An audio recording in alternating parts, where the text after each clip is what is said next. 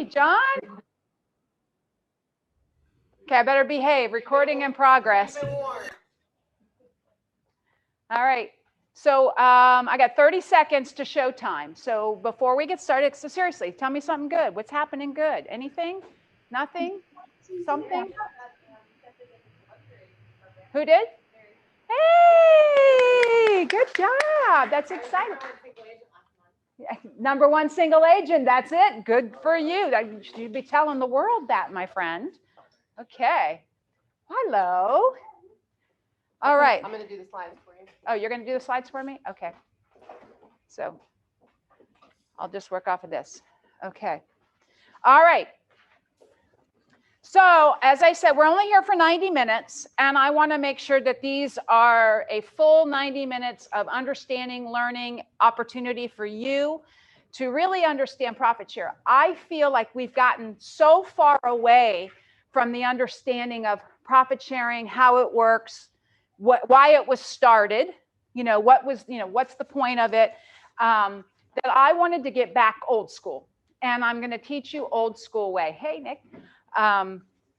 So with that said, I've taken some of the slides from the they have a profit sharing class, but it's really all about how to grow your profit share tree. It doesn't really get into how profit share started, how it actually works, where does the money come from? And I think when you understand all of that, doesn't that help you to put it all together better? Don't you guys agree? Yeah. I think it's important. And I just feel like sometimes we evolve and we forget the old stories. And the old stories are what are value to going forward to the growth of understanding. So with that said, as you can see, your first thing is growing your profit share tree. So let me ask you, how many in here want to grow your passive income through profit share? Awesome. Okay. Do you have a goal? How much would you like to earn in profit share every year? Pick a goal. And it can be as crazy as you want it to be, or it can be as minimal as you want it to be. But don't be afraid to pick a big goal. Go ahead, Melanie. 100,000? Okay. $100,000. Okay. It's very doable, by the way. Very doable, $100,000. And many times you'll hear people say, oh, well, it's too late. I've joined Keller Williams too late. Well, the way Gary Keller looks at it, he believes that the number one profit share earner of the future hasn't even joined our company yet, possibly. Or there's somebody that's not even involved in profit sharing today because they haven't taken it serious. This is another business opportunity for you. That is the best business opportunity you will ever have. And let me share why. No expenses. No liability, no employees. It's just money. And the biggest part is that I believe you are helping people. You are helping people by referring them into the company because our company is changing people's lives. I just sat in a meeting with one of our OPs who shared a story with us about one of our top commercial guys in all of the region, okay? One of the top commercial guys. And they said to me, when that person came to their office, they were below zero. Like they were in the hole financially, all right? And really in a bad emotional state, like in a really bad emotional state. They went from negative to being, one of the top commercial guys in our entire region. And that's what this company can do for those that plug in, okay, utilize the tools. Remember, others have lived before you.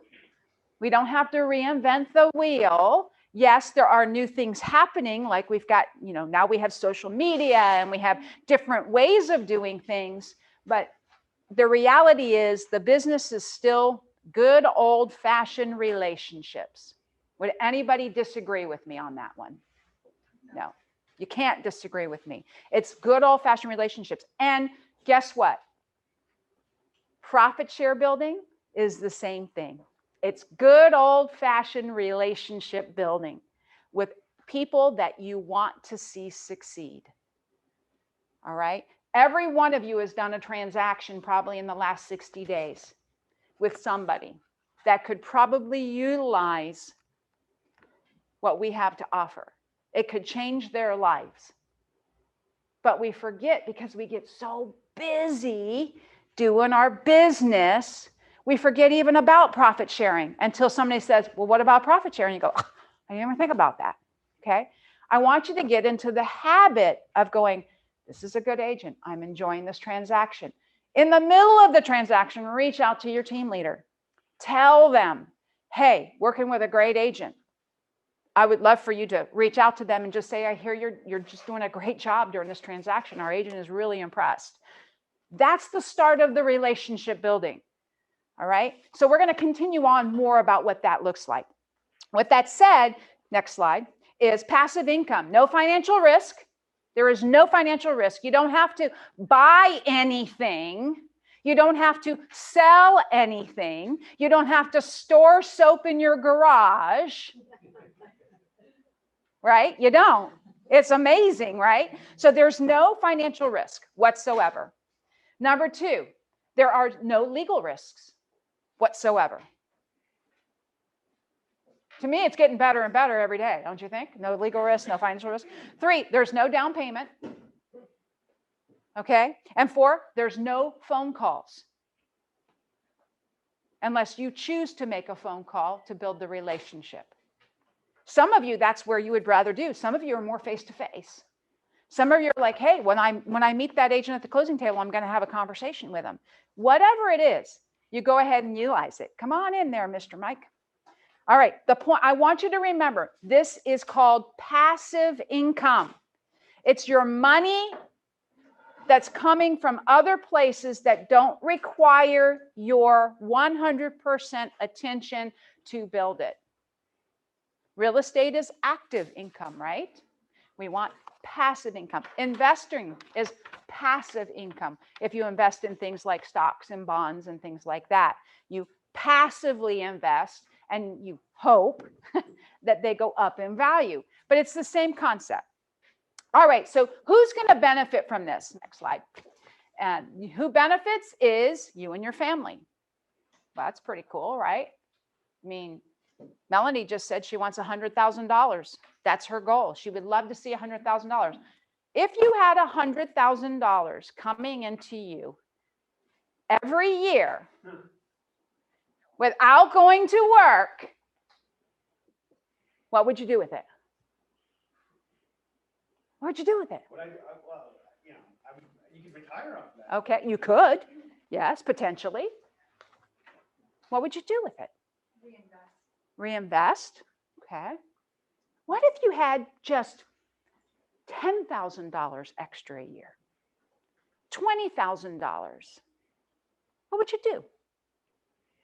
Vacation. I heard vacation. A nice one, right? 20 grand would buy you a really nice vacation, right? Pardon? A new vehicle, right? Some people have children or grandchildren and they love to put them through college, or they want to put them in a private school, or maybe they're into dance lessons or music or whatever. All of that costs money. That's extra income for you and your family. That's the number one thing who benefits. Number two, who benefits? Your market center. Your market center and or the market center that you referred somebody into. Because remember, this is nationally and Canada. So all of North America is profit sharing. Okay? If you get into the international, it's called growth sharing, which that's also another opportunity. And I have to tell you, our growth sharing is growing like crazy because we have people that are involved in Jamaica, people that are involved in Colombia, and people that are involved in France. So we get growth share money in addition to our profit share money. It's a sweet thing. So you have this opportunity. And of course, number 3 is all of Keller Williams, because we all grow together. We all grow together. Turn the page. That's right. So we asked you what you would do with profit share. Now we've talked a little bit more about it. We've heard vacation, we've heard retire, anything specific that if you didn't have to worry about every month paying, what could profit share pay for you? Anniversary gift. An anniversary gift, okay, a nice one. As long as we're married, The bigger it gets, okay.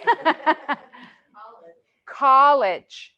Yeah, you got a couple of there. You're ready, girl. Okay. Yeah, we just, ours, last one just got her master's, although she's talking about PhD now, but how that goes, it's okay. You got a pile higher and deeper? No. Post hole digger. Post hole digger. Okay, there you go. Interesting. What else? Mortgage payment. I was waiting for that. Mortgage payment. What kind of house would you buy? Would you buy something different, or would you live in the house you're in? Probably not someone. Okay, so you would love it and you would want to stay there and you would be able to pay off that mortgage, wouldn't you? Yep. And you wouldn't have to worry about it. So then you have all that extra money. What would you do with that? College. College. Okay, yeah. There are so many things. Go ahead. I got mine. I put mine goes basically into a trust, but people that are younger, I mean, my goodness sakes, you're in real estate. You can look at investing and growing your rental properties. Look, I'm on top of things. That's right. That's right. So he is an opportunity magnet. What you can do is we actually have a separate, I say we because the other half's over there. We have a separate bank account. We have an LLC. GN Legacy is our LLC, and our profit sharing goes directly into that. Okay. And then you can do whatever you want with that. Like you could buy rental properties. You could increase your portfolio, whatever it is you want. Pay off your mortgage. You could pay for college for your kids. If you have grandkids, you can set up, what is it called? A 529 trust for your grandkids, so that they can go to college to help out your kids, because it's only going to get more expensive when they come in, right? So there's so many things you can do with profit sharing. I don't want you to just think at it as, oh, I'm just going to recruit people and I'm going to make profit sharing. No, this is about relationship building, okay? And it's not about doing something to somebody. It's about doing something for somebody. I want you to remember that, okay? Because when we're bringing people in, next thing, you have that opportunity to change their life. So who is in the KW profit share system? Everybody.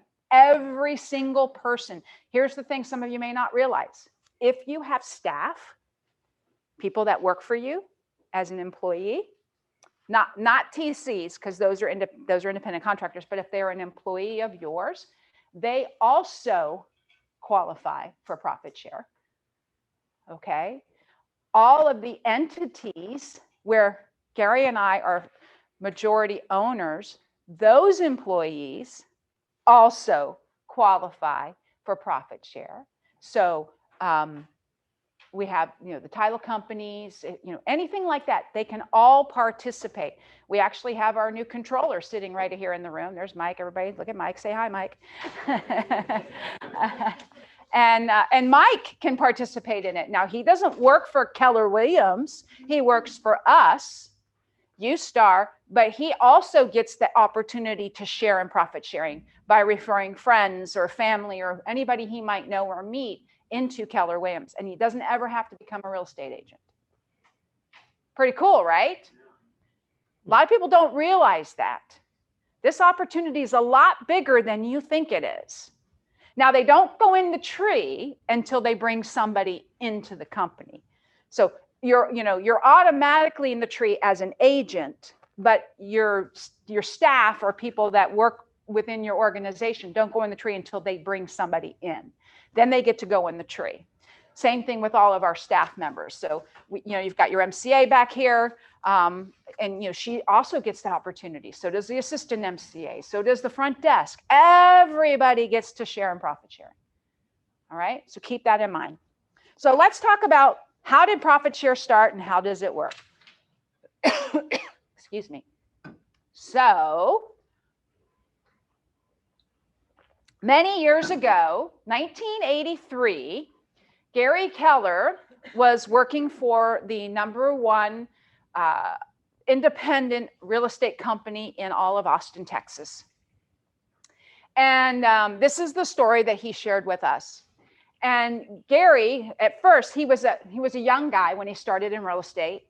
He actually had a real estate degree, real estate and insurance degree. He said it was the only degree he didn't realize that you didn't get a paycheck.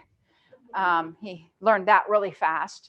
But he got into real estate, and you've probably heard him tell the story. He tells the funny story that, the first year he had set a goal that he was only going to work, do this much business, and then he was going to take the last month of the year off. Well, he hit his goal, and then he took the last month of the year off. Well, if he had continued to work, he would have been the rookie of the year. But it was more important for him to live his goals, which were to take the last month of the year off. And he learned very quickly about leverage. He learned very quickly and he hired his very first assistant right out of the box, because he felt like, I can't do all of this and do it, which is what's wonderful today is you now have TCs and all these other people that you don't have to bring them on full time. You can pay them per deal. The point is that he started as a real estate agent and he was doing very well. But he had this big vision of wanting to be in leadership. And Gary loved to teach. Both his parents were teachers, by the way. And he got his license to teach real estate school. And he started teaching real estate school. And he realized that he had all of these people that, well, where do you work? Where do you work? Where do you work? And they started coming to the company. So he goes to the owner of the company and he says, I want to be in management. I want to be in leadership. And they said, no, you're too young and nobody likes you. That's what they told him. He was 20-something. I'm sure he was a little cocky, because he's cocky now, right? He's a little cocky. Love you, Gary, in case he sees the video.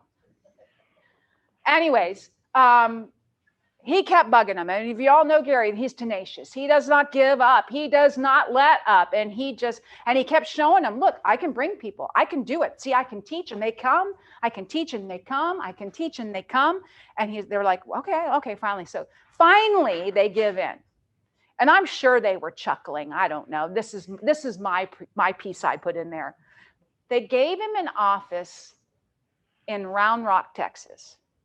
Now, let me just share with you, at the time, that would be like being put on the edge of the Everglades. Okay? And I'm sure they all chuckled and said, let's watch this punk kid like mess it all up and realize that this leadership thing isn't so easy. I'm sure that's what they thought.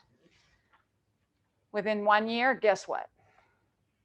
That office that he went to, per se on the edge of the Everglades, which was really Round Rock, Texas, which is now a very thriving metropolis, but at the time it was nothing, grew to their #1 location. #1 location. Why? Because he believed in teaching. He believed in helping people grow their business. His philosophy hasn't changed, guys. I want you to know he gets up every day and he thinks, what can we do next to help our agents get better? That's why I love this company. He was growing this company at an amazing path, but he had an aha moment. And his moment was that the company didn't have the same vision and beliefs that he did. So he goes in to the owner of the company, the big broker, and he says, you know what? I believe every day you wake up and you believe every agent in this company works for you. And the broker goes, oh, yeah. He goes, well, that's funny, because I believe every day you and I wake up, we work for every agent in this company. And we need to help them get what they want. And then we will get what we want. And he says, and because of that misbelief, I quit. Yeah, he was real cocky. Real cocky. And he teams up with this young guy by the name of Joe Williams. Anybody heard that name? Hence Keller Williams. They were very creative, these boys. Joe Williams was a commercial guy. And as Gary says it, Gary had the business acumen and the ability to grow business, and Joe had the money and the enthusiasm and the passion to help him. So perfect match, right? So they teamed up and they created this company called Keller Williams. And it was a very traditional model, very, very traditional model, much like Coldwell Banker, Century 21, you know, very traditional. Now, Gary grew this company very, very quickly through his teaching efforts in helping people get their licenses. And he grew this company and it was growing immensely. And they were doing very, very well. And one day, this new company came into town. This was about 1985, okay, 85, 86, I don't know the exact year. And that new company's name was Remax. And at the time, Remax was a flat fee per month fee company, $1,500 a month plus, but a $1,500 a month, whether you made a sale or not, okay, you had to pay the company. Well, for some of his top agents, you know, that's $18,000 a year. They looked up and they said, well, gee, you know, and of course they came in hot and heavy. They were the new guy in town and they started recruiting his top agents, okay? So they got his top agents, you know, 5 or 6 of his top agents. And they left and they said, Gary, we love you, we like you, but economically we can't stay here. We need to go where it's going to be cheaper. And so they left. Well, Gary said to them, I love you, and you're always welcome back. Well, they did come back, but they came back and got his receptionist, his financial person, his bookkeeper. I mean, they came back and they cleaned out his staff. So here's Gary left with his remaining, at the time was like 40 to 60 agents. I don't know the exact number now. My brain is not right there with me on that, but about 40 to 60 agents. And he said, you know what? We need to reinvent our company. So he brought his top 20% into a room, into a conference room, all right? And he sat them down and he said, we need to reinvent this company. And I want to invent a company that no agent would ever have to leave. Will you help me do that? And they said, yeah, that's great. They said, but let us go out and do some investigation, and then we'll come back and tell you what the agents are looking for out in the marketplace. And he said, great. So they did. They went out and they came back. And they came back and they said to him this. Everybody see this? I'm going to use this big, oh God, fat marker, if I can get it open. And they said to Gary, what we discovered is that there are 3 types of real estate companies, or there's 2 types, and we think that we should be the 3rd type. That's what I should say. Holy cow, that's big and thick. Okay. All right. So they said the first company that we discovered was the traditional model. Okay. As we know, that's the Coldwell Bankers, the C21s, the ERAs, right? Coastal is another one of those. That's a local, so there's locals there too. So they had the very traditional models. And what they discovered in the traditional models that the agents got and or liked was they had low risk. And what that meant was the agents didn't have to spend any money before they made it. The company paid for everything, but typically they were also on a higher split. The company got more of their money, so it was also a low keep. All right, so it was a low risk, but it was a low keep. Now the company may have paid for everything, but the company didn't do that for free, obviously, okay? What they also discovered here in these companies is they had basic training. You know, maybe maybe how to write a contract. That wasn't the training I got in ERA. When it was time for us to write we started in ERA, and it was time for me to write my very first contract. And I called my broker and I said, I'm going to write a contract. What do I do? I need some help. He goes, can you read? I said, yeah. He said, read and fill in the blanks. Goodbye. Click. That was my education. Pretty scary right now. I was a 22-year-old kid writing a contract for somebody. It was their largest investment of their life. That was the education. But so sometimes that was kind of how it was. But anyways, so that basic training is what they would have. They also, they were treated differently there because they were on this split, that they were kind of told what they had to do, how to do it, when to do it, why to do it. They weren't given a lot of freedom to be entrepreneurial. How many of you are in real estate because you want to be an entrepreneur? Okay, right. Well, of course you are, right? And if you're not, you're in the wrong business, because you're here because you're entrepreneurial. And real estate brings you three things, right? Freedom, flexibility, and newfound wealth. Problem is too many people find the freedom and the flexibility, and the wealth goes out the window because they forget to work on the other parts. Okay, because there is still some work here, right? All right, but what they discovered was that they were treated a lot like employees. I can't write with this big old fat thing. Okay, so they were treated like employees. So they were told what to do, how to do, when to do, why to do. It was okay, but it was the model that they were talking about. So then they told him that there was another company out there, and those companies were called independent models.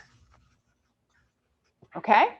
And those companies were the RE/MAXs, and at the time, back in the early 80s, was Realty Executives. Actually, Realty Executives was that way first. RE/MAX came off of Realty Executives, and they had that independent mind where the agent paid a flat fee for the month and then a small transaction fee per transaction, and that's how they did it. But what they discovered there was that it was very high risk. Very high risk, because they had to pay to the office whether they made a sale or not. So sometimes, you could have a month or two where you didn't make a sale, but you still have to pay the office a certain amount of money. But they also had a high keep, because they got to keep more of their money. So they like that. All right. Now, what was different here, though, is that they were treated more like tenants. Okay. So it was a landlord-tenant relationship, or customers. They were not partners. They didn't have a say. So they were treated like customers or tenants, is how they were treated. Okay? Now, what they got in this company is they got a desk. And they got a desk over here too. Maybe some stuff. Like a lockbox or two. Remember, they're paying for it because the company's going to get it all. Over here, they didn't get anything. You get a desk, but you pay for that. You pay that big $1 per month, okay? So this is what happened. They said, this is what we discovered. We have traditional model, we have independent model. Gary said, okay, well, that's wonderful. So what are you trying to tell me? They said, well, what I'm trying to tell you is we want to create a new model. We want to call it the interdependent model. And we're gonna look at it like children, okay? How many of you in here have raised children? Okay, how many of you have watched other people raise children? Okay, all right.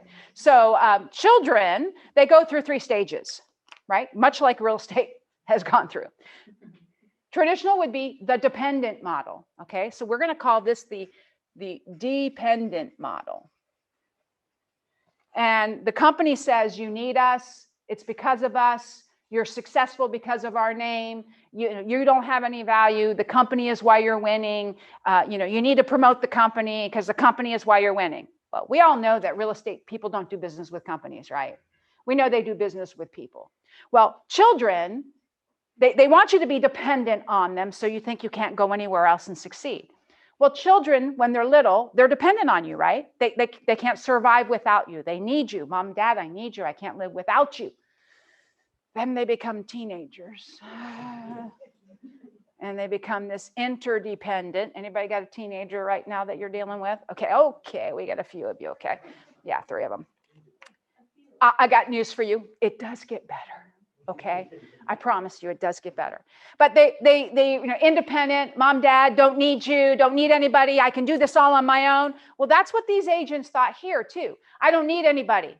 I just need a desk. I don't need the company. It's all about me.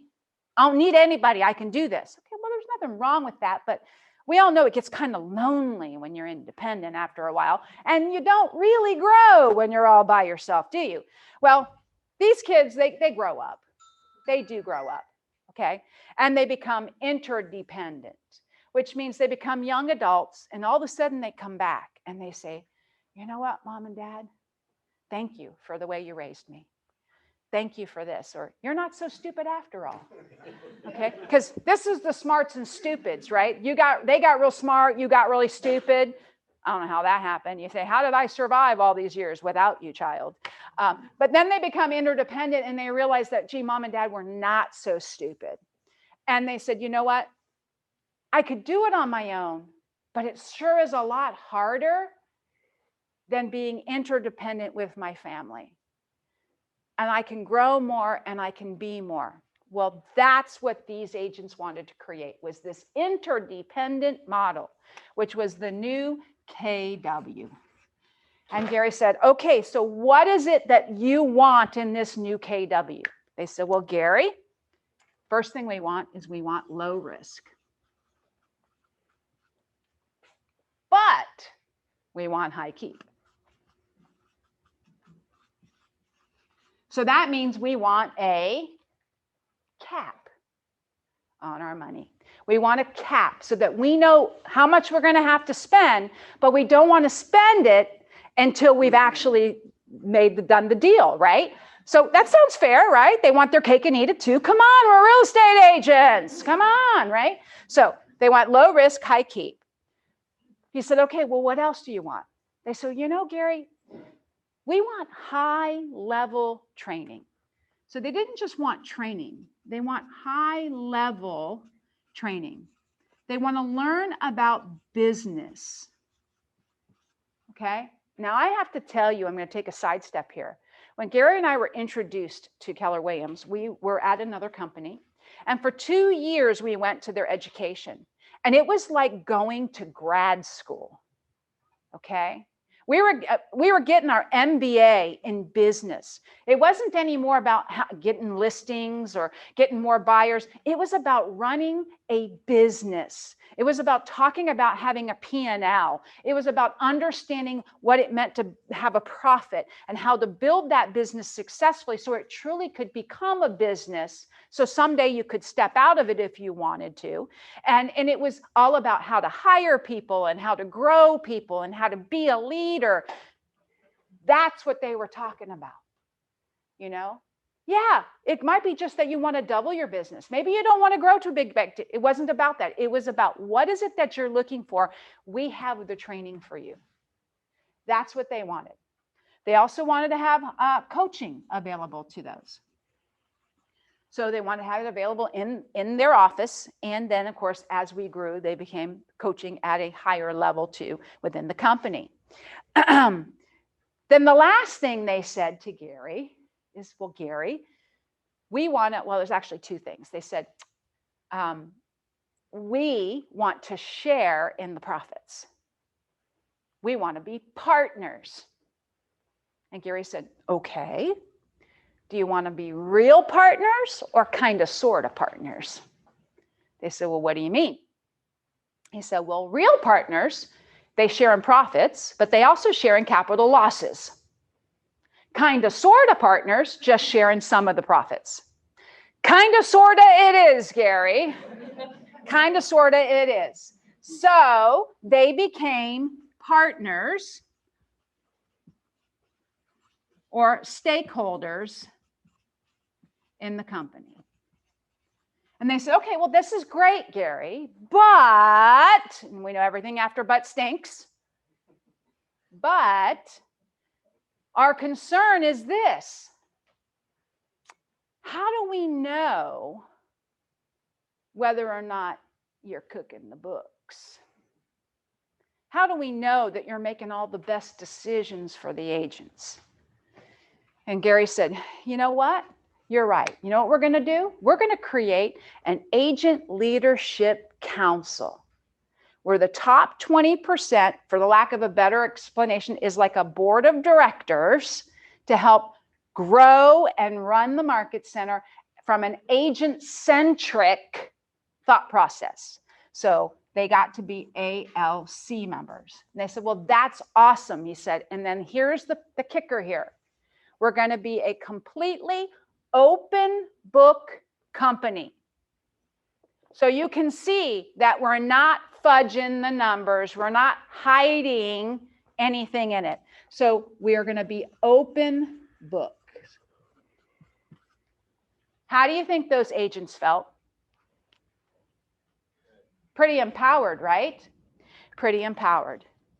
Well, I'm going to share with you how this all worked. How did this evolve? How did this turn into something bigger and better? Originally, when they first redesigned the company, they did revenue sharing. Did you all know that? Yeah. They did revenue sharing. Like there are some companies in our area now that are saying revenue sharing is the way to go. Well, Gary learned very quickly revenue sharing is a recipe for implosion. Okay? You don't share your revenue before you pay your bills. How many of you think that's smart? Okay, that's the basics of business. Okay, we need to pay our bills and then there's profit. Then we get to share that. What did that create? When they changed it from revenue sharing to profit sharing, what do you think that created? Growth. Created growth. It created a mindset issue where now the agents were as invested in the profitability of the company as the company was invested in the agent's profitability. Do you see how that's a win-win? Is revenue sharing a win-win? No, because nobody cares whether the company's profitable. Doesn't matter. I'm going to take what I can get until they go under. It doesn't work long term. Long term, it doesn't work. All right, so keep that in mind. So, how does profit sharing work? Any ahas so far? Or are y'all asleep? Did you like my story? Am I a good storyteller? Any ahas? Anybody? Anybody hear anything you didn't know? Yes, Melanie. Well, so I'm part of the growth team, and this was the one page in our, when we recruited, the one page that had trouble explaining, and now I get it. So Okay. much easier. All right, good. What about it is easier for you now? So I don't think I really understood the difference. So when you broke it down by being like kids, right, and family and whatever, I think that's what really made me figure it out. And the low risk, low keep, high risk, high keep, or Right, and then we wanted to have low risk and high keep. right, and that's what I didn't understand, and now I do. I get Okay. it. So I get they paid more, but they kept less. They paid less, but they Kept more. Kept more. And then now they get to pay less and keep more. We get a balance of both. Right. And that's the whole thing. We wanted to evolve the real estate business. All right. And we've become this interdependent company.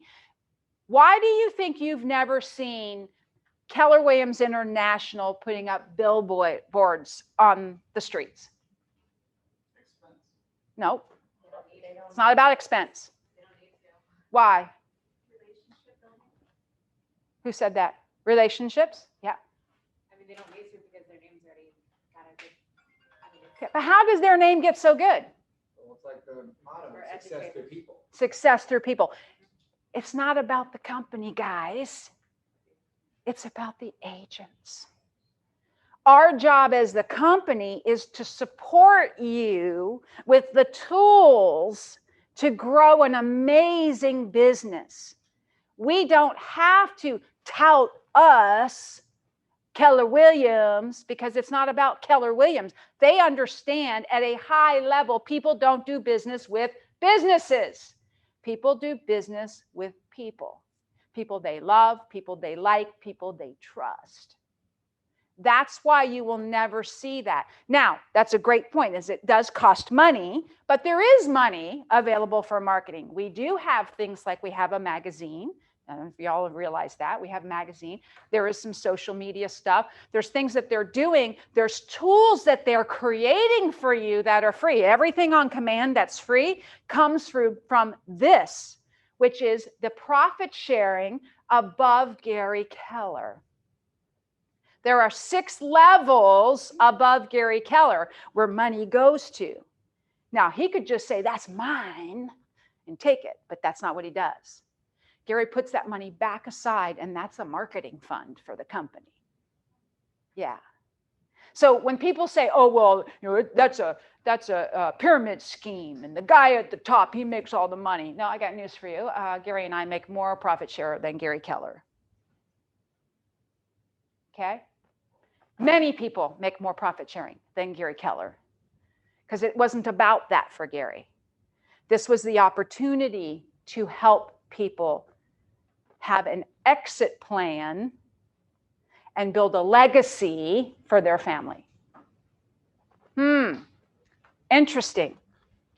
So let's. You say it's not about the company, but it doesn't hurt to be as well respected. Bingo.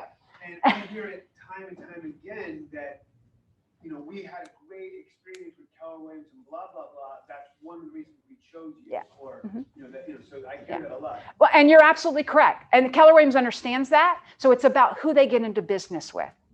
And Gary has always said, don't judge me by who I take, judge me by who I keep. Okay. And by having awesome agents like you guys, it brings value to the company name. He doesn't have to tout the company name because you guys are doing it. That's the whole point. So thank you for bringing that up, because it's not all of your good business, all of your goodwill, all of your integrity that you do out there in the industry comes back to Keller Williams International tenfold in acknowledgement and recognition, and people recognize that. You're right. We have people that move from Atlanta all the time that say, I want a Keller Williams agent because I work with a Keller Williams agent in Atlanta, you know. Because they weren't thinking. Once again, they missed the boat. That was an opportunity. There's multiple streams of income, guys, and that was one of those opportunities that they missed. All right. So how does profit share work? People say, well, where does the money come from? How does it work? Yes, sir. You have a question or comment? I just want to quickly say something that you're getting all right, but it's also, we're the #1 training company. Okay, Training, you're right, and coaching. And education, because you get to a point where everybody is just ultra professional. Right. It's a pleasure to work with ultra professional. I love that you said that. Thanks, Mike. He said that we're the number, for the people that are watching in, he said we're the #1 training company, which we are, by the way, in all businesses, not just real estate companies, all business. Do you know how big that is? #1 training company and #1 coaching company for years, as well as we've been given an innovation award almost yearly for the fact that we innovate so fast. Even Google showed up on Gary Keller's doorstep and said, we've never seen anybody innovate tech so fast. And yeah, Google wanted to be on part of it. In fact, they asked if they could buy in. And they said, no, sorry, you can't buy in. This is our tech. This is owned by our agents, okay? It's created for our agents and it's owned by our agents. Guys, do you understand that the ALC has that power from the international ALC level, that this company could not be sold without the international ALC's approval? Okay, because we have ALCs at the local level, we have them at the regional level, and then we have an international level. Every policy and procedure that's in our policy and procedure book is approved by the international ALC or modified by the international ALC. They are voted on. There's high-level debates. In fact, when we first joined the company, they were talking about the profit share system and modifying it at that time. It was a very high-level debate, and whatever happened, happened. We just had another, there was another modification of the profit share system, not in the numbers, but in the length of time for vesting, for those of you that were not with us before April of last year. And then also the vesting period, and what else was it? Well, it was all based on, Trumbull Crow. But anyways, so there was a couple of modifications, but they do that because we have to evolve with the times, right? And that's the whole point of it. But none of that can be changed through the IALC. And this is why, keep in mind, Keller Williams is shifting and shaking, and now we have something called KWX, which is a very large holding company that sits on top of all of the opportunities of Keller Williams. They have Keller Covered, which is our insurance, Keller Mortgage, which is the mortgage company. They have Keller Offers, which is our iBuyer program. And they're creating new opportunities all the time, and they're all separate entities, but they all funnel up along with Keller Williams Realty into this KWX. Now, a little secret between you and me, it's not been officially announced, and they haven't officially said it, but looks like there's a good chance that KWX is going public. So if you haven't heard that, you've heard it now. Okay? Rumor on the street. Let's just say that. It's rumor on the street. But the reason that, one of the reasons I believe Gary created KWX is so that it did not affect Keller Williams Realty and the profit share system. Do you see how if it became a public company as Keller Williams Realty, that the stockholders would not want to be sharing 50% of the property? It's about 48% of the profits. So understand that there's a method to this man's madness, and of course it also values KWX at a higher value because you have all these other entities that are also funneling up. The other thing that you may not know is that Keller Williams International is the only international real estate company that is 100% debt free and highly profitable. 100% debt free and highly profitable. So pay attention. Should it go public, pay attention. There may be opportunity for all of you. Okay, so keep that in mind. All right, I got sidetracked. See, ADD. Y'all ran down that path with me. Every one of you were like, okay, where's she going? Where's she going? Where's she going? Let's stay with her. Okay. All right, so how does it work? Okay, well, when Keller Williams was originally started, every agent was on a 70-30 split. We know that has evolved, right? That has evolved. But we're just going to use 70-30 because that was the original, because I want to show you how it came about. 80-20 just makes the numbers a little smaller. It's not a big deal, okay? So every agent was on a 70-30 split, which means the company got 30%, okay, of every deal until they hit their cap, all right? And as you know or may not know, every Keller Williams office their cap is designed around their marketplace. So they're not all the same. So if you're here and then let's say you go to Atlanta, it's different. If you go to Texas, it's different. If you go to San Francisco, it's going to be a lot different. If you're here versus the Keys, it's going to be different because the Keys cap is higher because the cost to do business is a lot higher in the Keys. So just so that you understand that it's done differently everywhere, but it's driven by the marketplace. It's not a plucked from air. It's not a PFA method. That's plucked from air or another A, whatever you want to use that for. Some of you are smart. Some of you are fast. I like that. You're naughty. You're just naughty. Okay. All right. So 70-30. So 30%, we call this company dollar. So I'm giving you the term so you'll hear when we talk about company dollar, okay? There's something else called paid on volume, POV, paid on volume. That means that we're getting company dollar from this volume, okay? Now remember, once you hit your cap, we don't get any more money from you, which is why it's great that everybody's got staggered dates, right? Because then some people are paying their cap, some people aren't paying their cap. And the goal, of course, is to get everybody to become a capper. Wouldn't that be awesome? 450 agents, all cappers. Think about what those numbers look like. Profit sharing would be sweet, right? So paid on value and company dollar.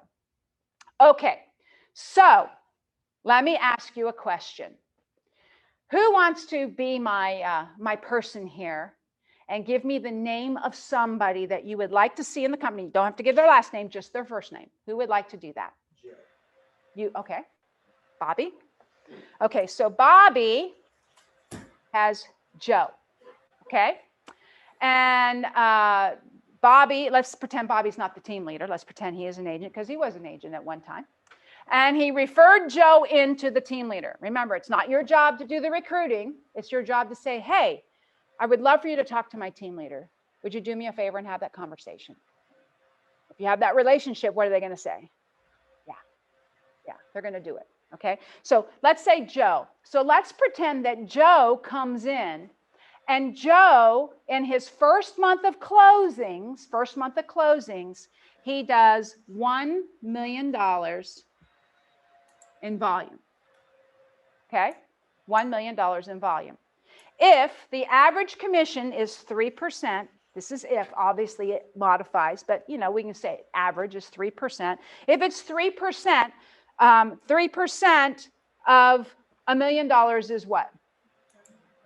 30,000, right? So $30,000, okay, of company dollar that he paid in to the company. Y'all got that? Okay. So I'm going to remember that. It's $30,000 of paid in volume from Joe. Now let's pretend in that month. Now remember, we're doing much bigger numbers, but I'm not the mathematician here. That's Mike over here, or my husband Gary. Go ahead. 30,000. Sorry, you're correct. So 30,000 times 30% is $9,000. Thank you, Gary. And we're going to get to that. I was going to do company dollar up here, but I would have cleared that up. But thank you for sharing that. Okay, so let's pretend that in this month that he does his $1 million of paid on volume. We have a total of $10 million of paid on volume. We're doing a heck of a lot more than that, but I'm just going to use smaller numbers so that I can do the math. Bear with me, okay? So that's $10 million of paid on volume. Now, if we're going to get 30% of every $30,000, that equates to what?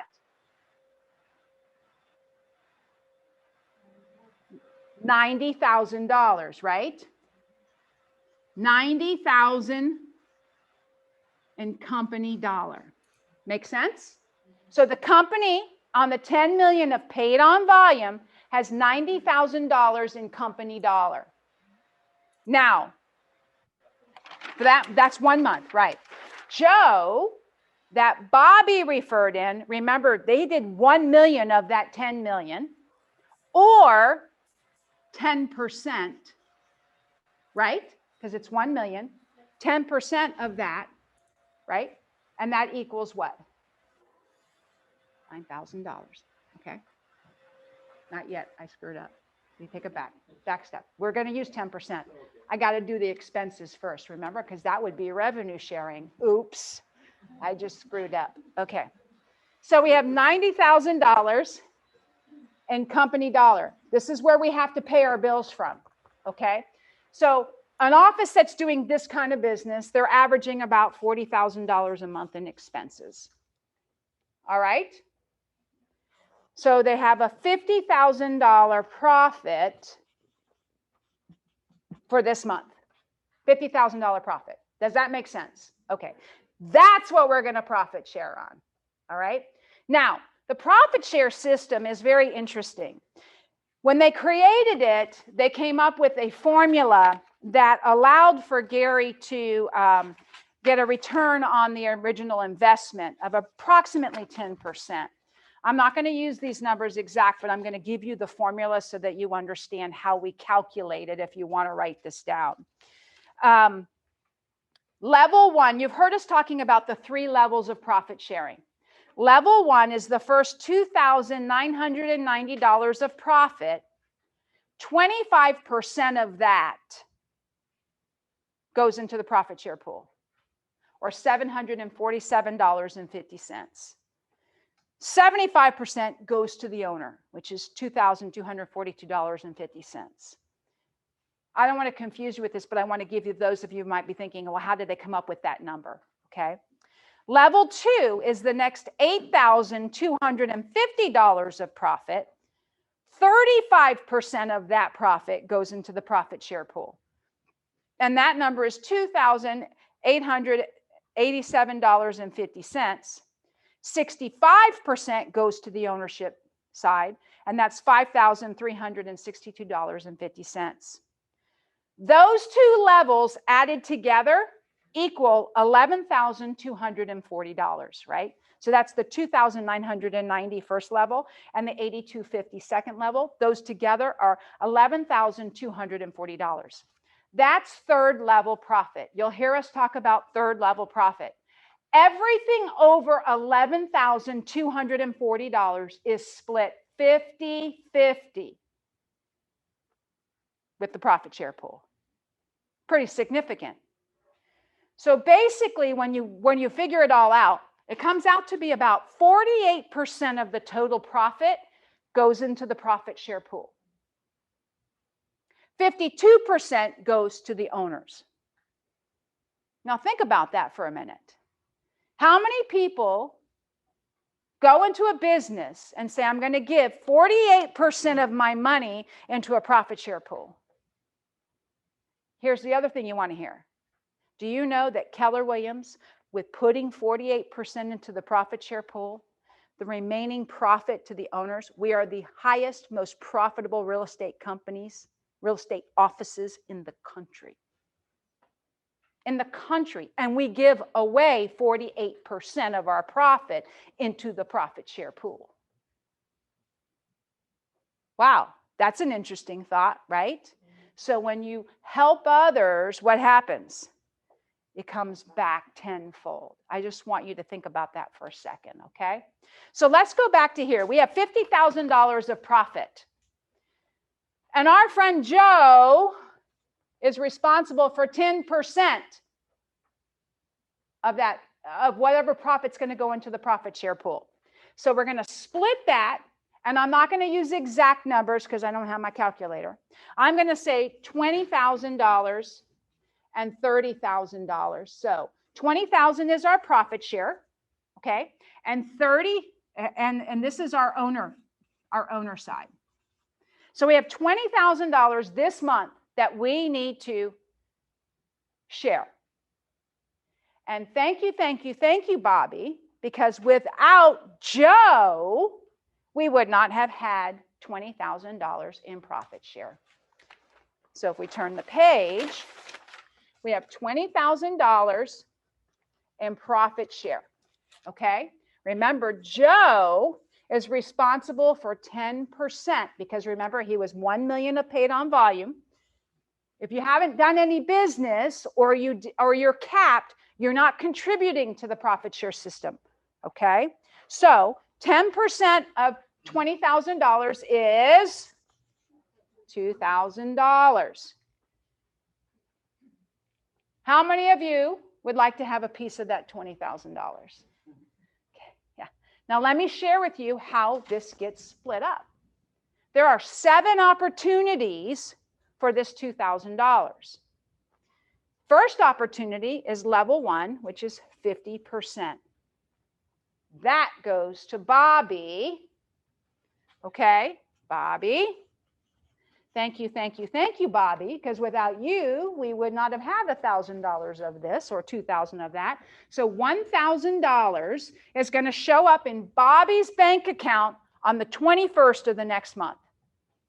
Just shows up. We're the only company, by the way, that asks you for your bank account information, not to take money out, but to put money in. Okay? So Bobby's going to get 1,000. Bobby, who's your sponsor? Joe, actually, Joe Kipping. Oh, Joe, another Joe. Joe. Okay, it's a different Joe. Okay, so Joe Kipping, who's in the company, is going to get 10% or 200. I don't know who Joe's sponsor is. Do you know who Joe's sponsor is? Okay, so we're just going to make people up. But we have 5%, 5%, 7.5%, 10%, and 12.5%. Those are the 7 levels of profit share. That's how it gets distributed.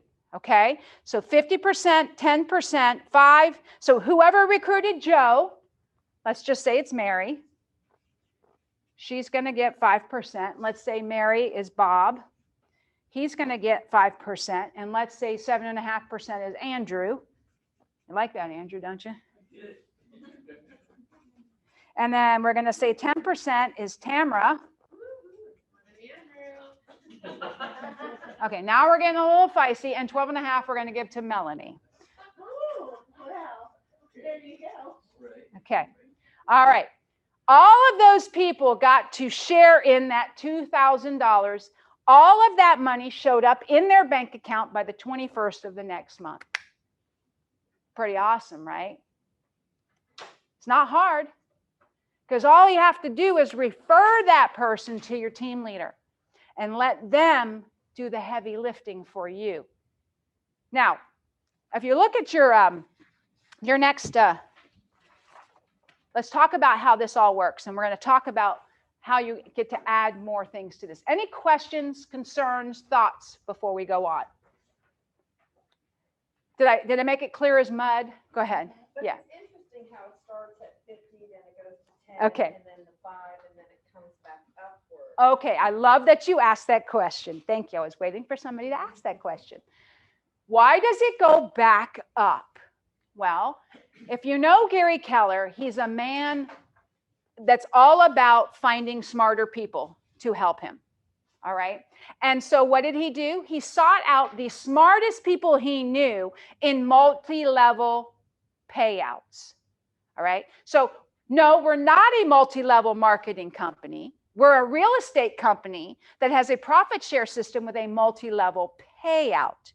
So he conferred with the guys that created Malaluka, that created Amway, that created all of some of the very top multi-level companies, all right? And they all shared with him that when people, to drive it wide and deep, that's why they came to 7 levels, and that's why it goes back up, because it helps people to drive it deep, which means more people benefit, and they benefit at a higher level. So that's a great question. And I'll be honest with you, Gary and I's, most of our profit share comes from this level, not from the people that we brought in, which is where people get confused.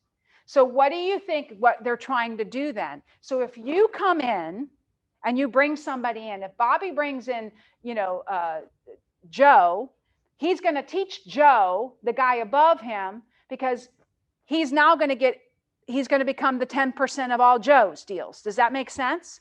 So if you're teaching your people that you bring in, or you're encouraging them, or you're helping them, or you're role modeling for them, it's going to continue to drive it out, right? Because then they're going to role model for their recruits, and they're going to role model for their recruits, and they're going to role model for their recruits. And you're getting paid on every level for 7 levels.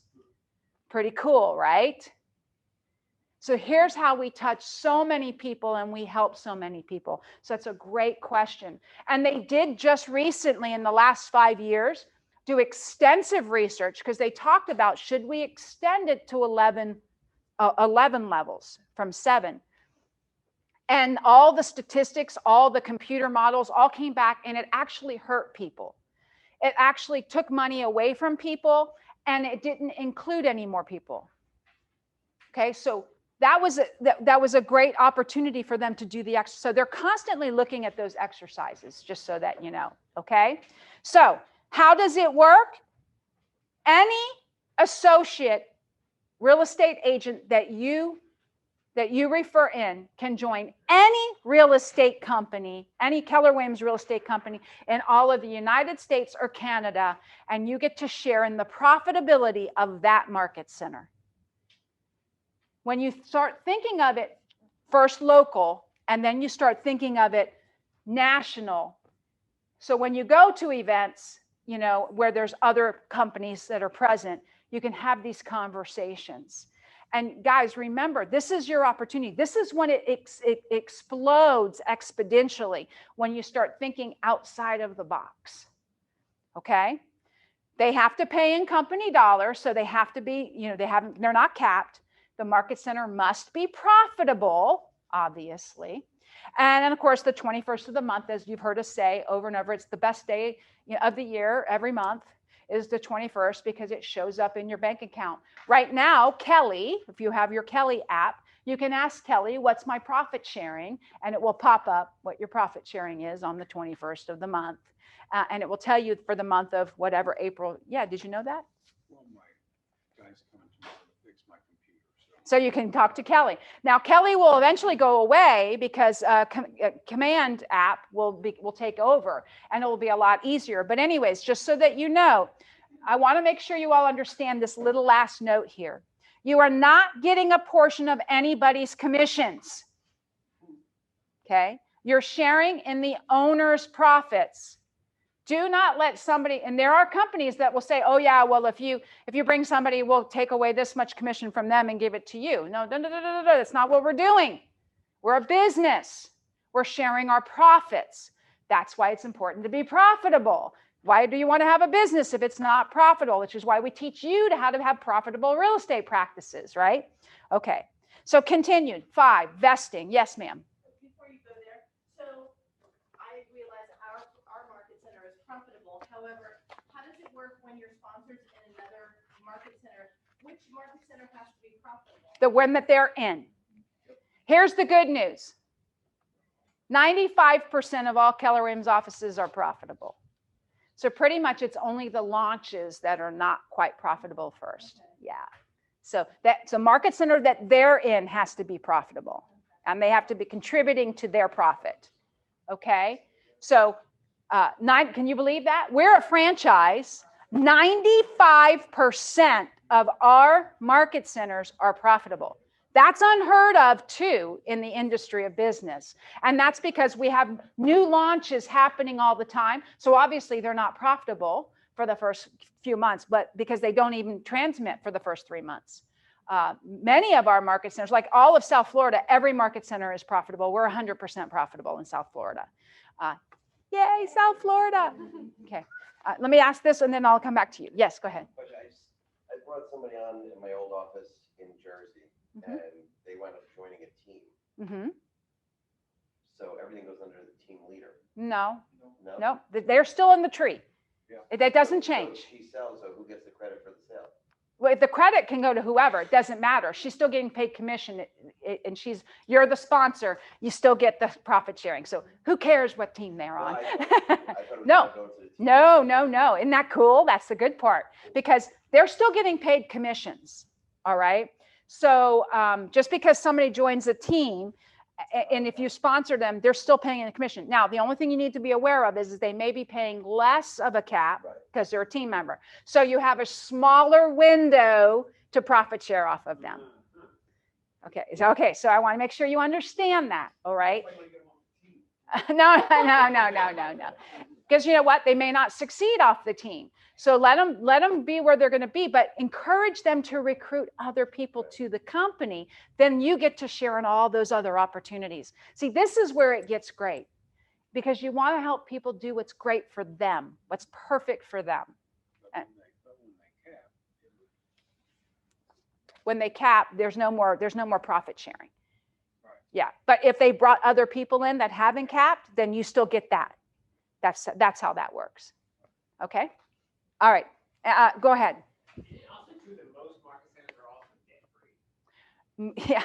Yes, that's a great point. He also said, isn't it true that most market centers are debt-free? Absolutely. It is actually pretty much a requirement for us to be, I mean, we're not going out taking out loans. There are probably some that may have some debt, maybe some loss carry forward from when they first started, or maybe when there was like a hardship, like a hurricane or something. Correct. Correct, overall. So keep in mind that we're in a very interesting model that was created in a down market. Okay, so we're a company that was built to survive, and I would love to share this with you, that through the crash, as we might have known it. How many of you were in real estate in 2005, 2006? Okay, not many of you. Okay. Just us good old boys who've been around forever. Those of you that were not in real estate in 2005, 2006, 2007, a lot of companies were like sucking wind, let's just say, okay? They were eating it big. They were losing money. They were going out of business, and we were profitable every month. Okay, because we were prepared, and we kept an eye on our expenses, and we paid attention, and we helped our agents, and our agents were prepared because we were talking about a crash 2 years before it actually happened. So that was a crash. We're in a shift now. But anyways, you're right. It was a massive shift. The point is I want you to understand that we were a company that was created to withstand economic changes. And that's why you're going to see us make modifications as we go. That's why we made the most recent modification in the Ubaldini organizations, which is we've reduced the cap. So on your next anniversary, you get to choose your next policy. It's called KW My Way. Whatever you want, you get to choose. And we have lots of different opportunities. So it's to fit your needs. All right, so let's go to the next slide. It says vesting. All right, so here's the good news. You can receive profit sharing from the day you arrive in the company, okay? So that's the good news. You become vested, meaning that it becomes your money forever, or legacy money that you can will to your heirs. You can will it to a charity, whatever you want to do. That all happens from vesting. So those of you that were in Keller Williams prior to April 1st, 2020, you are on the old rules, which means it's 3 years and 1 day, and you are fully vested. So if you should retire, you'll still receive your profit sharing. That also would allow for you to even go to another company, which I hope you would not, because that would be very foolish. But you also would continue to keep your profit sharing as long as you had people in your tree still actively working in Keller Williams. Okay? For those that joined after April 1st, 2020, when you've been a Keller Williams associate for 7 years and 1 day, you are fully vested, which is really not that long. And when a vested associate makes a business decision to meet to a competing brand, their profit share no longer follows. It used to follow. So if you went to another company, your profit share went with you, but it's not going to anymore. Okay? Because they looked up and they said, how much profit sharing are we paying to people that are competing against us? Which that doesn't feel very fair to the people that are in the company. And that was an IALC decision. And I want you to know it was a high debated decision. And it was a great decision, I believe. And then it says, for those associates who choose to return to Keller Williams within 6 months of moving to a competing brand, their vesting period will reset, so they don't lose it. So somebody might get a little bug up their behind and say, I want to go try this new company over here. And then they go, oh, it's not what I thought it was. Come on back, and you don't lose your vesting. Okay. We don't want them to lose their vesting. We want them to keep it. But we figured that it takes about 6 months for people to have an aha moment and keep their downline. We don't want anybody to lose their downline or their opportunity. So just keep that in mind. Okay. Any questions about that? Okay. The next one is you can will your profit share to a beneficiary. You choose. On the chat, she says, if you're a new agent after 7 years, you can profit share. No, you can profit share from day one. You become vested, which means the profit share is yours legacy to will to your family, unless you go to a competing company and compete as an agent, then the profit sharing will not follow you. So if you're actually just retiring or slowing down or whatever, then yes, it will stay with you forever. And it is willable to your children. Okay, you can go to your profit share or your children, your family, whoever, charity. It's a great opportunity for you to create a legacy for your family.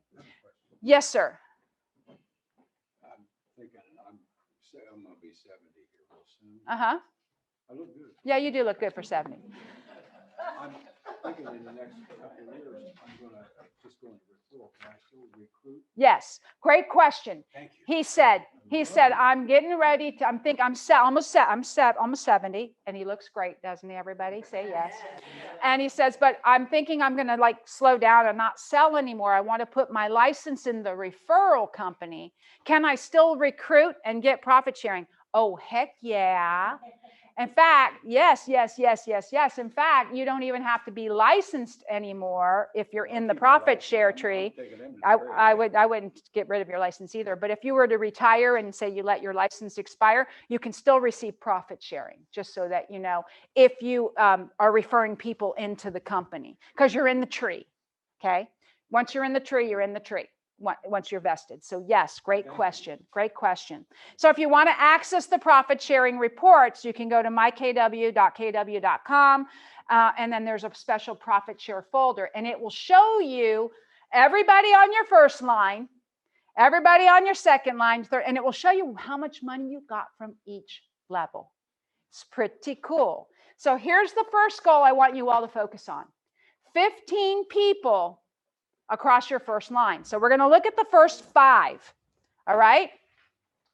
I want you to quickly jot down, if you can think of 5 people that are on the outside of Keller Williams that you would like to refer in, just put them on your radar screen right now. Nobody else is going to look at this. Just put it on your radar screen. That's right. Turn it over.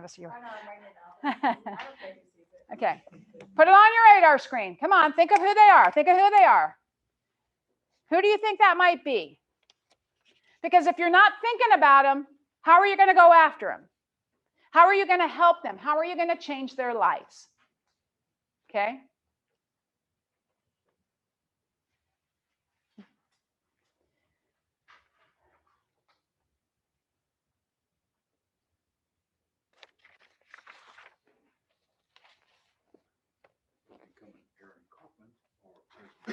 Yeah.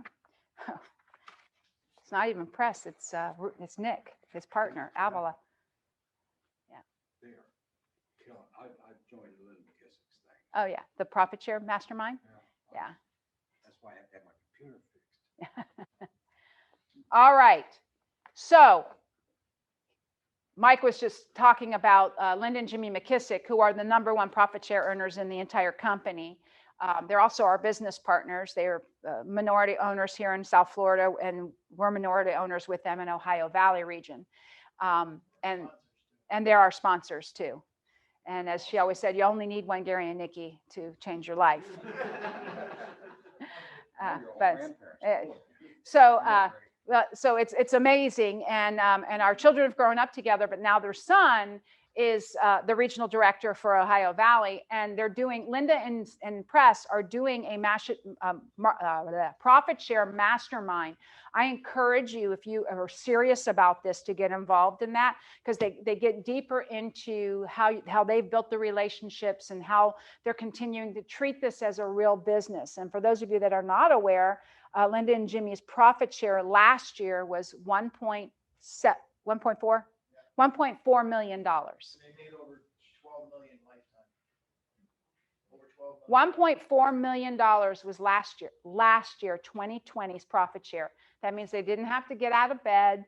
They didn't have to do anything. They had $1.4 million arrive in their bank account. But they are much much like you guys, and they're driven to help other people. And it's all about helping other people. So It's just amazing. one of the things that they did was press one of his dear friends, Nick, who, you understand, our kids grew up together. So Nick was what we called the travel child of the McKissick family, and we had a travel child that came with us. So we always carried an extra child with us or two. And Nick has grown up around Linda and Jimmy and has learned, to become very entrepreneurial in his thinking. And he wanted to participate in profit sharing at a high level. Obviously, he's a Keller Williams agent. So he created a really cool website opportunity to attract people to think about real estate. He was the #1 recruiter for the first quarter of this year, 2021, with 54 people he recruited in his first level. Yeah. Now, keep in mind, some of that will pay out, some of it won't. I don't remember how much they said he made last year. I think it was close to $30,000 in profit share. He's only been doing this a couple years, guys. So that $100,000 is not that far out. All right. And remember, he's doing it with newbies. If you're doing it with experienced agents, it happens a heck of a lot faster. Just so that you know, okay? The newbies, you don't know if they're going to succeed. But experienced agents, they're already producing, so they're going to contribute right away. So keep that in mind. All right. So start the conversation. Start the conversation, set up a time to meet, look for opportunities to help them, and refer them to your team leader. Okay? Guys, if you're through a transaction, you find out that they're interested in something specific, or maybe they love John Maxwell. You find the latest John Maxwell book and you send it to them, or you find out that they're interested in golf and you send them something interesting about golf.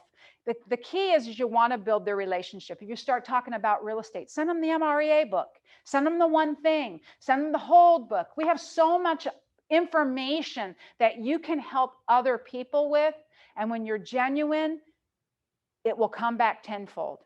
Now, I can tell you there's been people that I have spoken to for 10 years.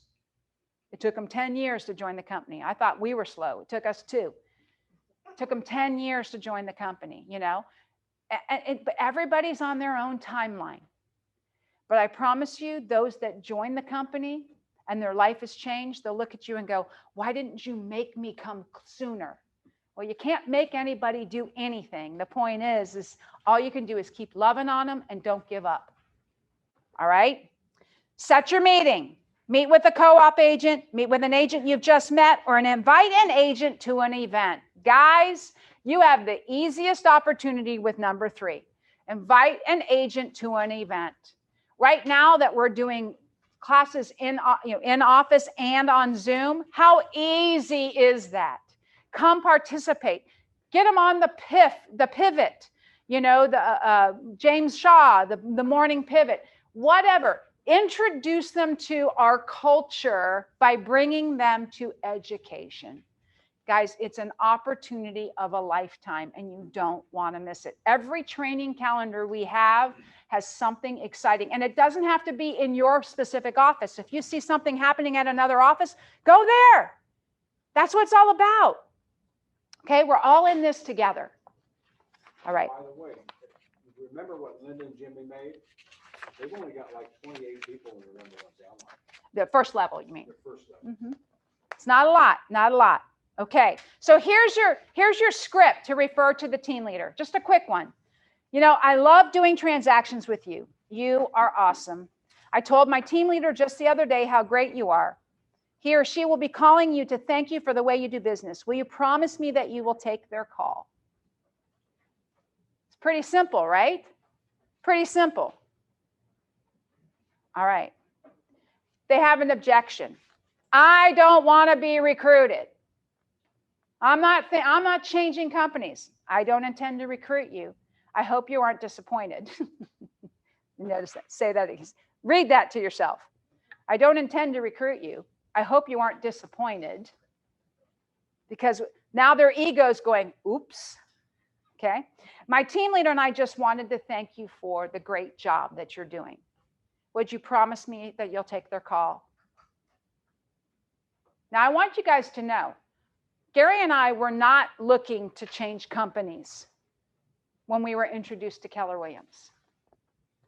And we went to education for 2 years before we joined the company. We lived in the company before we had the opportunity to be in the company. Now, I can tell you we waited too long because it cost us focus and attention. But give everybody a little bit of grace, okay? And especially in this market today, people think they don't need anybody because they're going at 100 miles an hour. But I got news for you. This is going to shift. When? We don't know, but it will. And be in relationship with people when they decide to make the change, because that's your opportunity. What? Maywell in the chat said, I wish I too had joined KW years earlier than I did. That's right. And she was also in business during the Yes. crazy shit. Yes, she was. All right. Now, what we don't say is anything negative about somebody else's company, anything negative about someone else's broker, anything negative about what you think they might be experiencing. That is not your job. It's just like you don't go on a listing appointment and talk bad about the other agents that were there. That's the fastest way to not get a listing, right? Because it makes you look bad. We don't want you to look bad. Okay? And one of the simplest things that you guys can do, which is the very last thing, is you can offer your KW app to another agent. Hey, check it out. See what we got? It's free, by the way. All right. All right. So what are your ahas? You spent an hour and a half with me and you got nothing. I'm excited. I actually think I knew all this, and you basically just, it's like hitting a refresh. Mm-hmm. I'm gonna go out of here, I'm pretty pumped up. Okay. I'm telling you, because I'm excited about all the things that you said, about going through the process, about being able to start the conversation with somebody.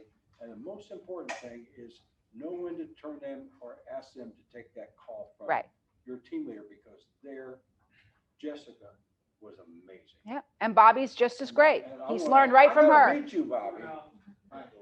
Okay. But thank you. And Jessica's there helping Bobby on the regular basis, so don't worry. She's a R2G2 coach. I don't have her hair.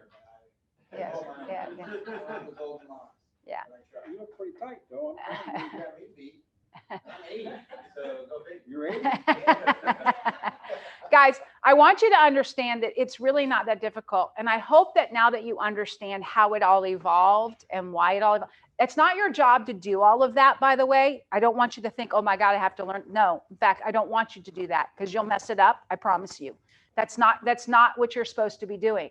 What you're supposed to be doing is so confident and positive in the company that you're in, that you've chosen, that it's easy to just say, would it be okay if I had my team leader call you? Because I told my team leader about you, and they're going to call you because they want to thank you for the business that we've done. And will you promise me that you'll take their call? All right. That's such a simple script. Simple script. Yes, ma'am. Well, I think my ha's for the day were not only understanding the dependent, interdependent, and independent, and what value being an interdependent company we bring to the table, but just going through how those numbers really work. Not that I'm ever going to try to teach that, but now that I have a better understanding of how we really get that profit share. Right. Good. Good. I want people to understand what the thought process was. And it was always about making the world a better place for the agent. And I can't stress that enough, that has been Gary Keller's philosophy from day one. It has continued to be his philosophy for the last, we joined in 1998, so 24 years, almost 23 years. And, you know, we've never seen him waver from that, ever. Ever. And that's a pretty big thing to say. And I want you to know that should this company go public, Gary made it real clear to us. It's not going public because he needs more money. He says, I don't need any money. We're doing it to give you the advantage, you as agents the advantage. and the opportunities that public would bring should they decide to do that. So keep your ears to the ground and pay attention. We'll make sure y'all know. Okay? We're excited. Go ahead, Garen. Anybody know how much KW profit shared last year?